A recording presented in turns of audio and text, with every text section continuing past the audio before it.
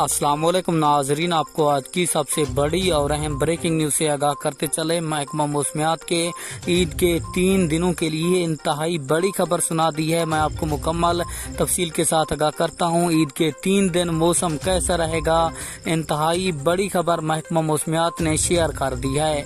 आपने उससे पहले वीडियो को लाइक और चैनल को सब्सक्राइब लाजमी करना है ताकि आपको हमारी नई वीडियो का नोटिफिकेशन सबसे पहले और बआसानी मिलता रहे।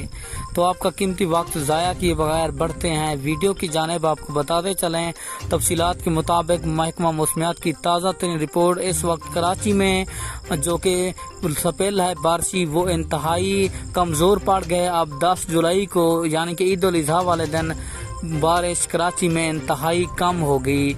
और आपको बताते चलें, बाकी 11-12 तारीख तक मुल्क भर में बारिश इंतहाई कम हो जाएगी, यानी कि मौसम साफ हो जाएगा।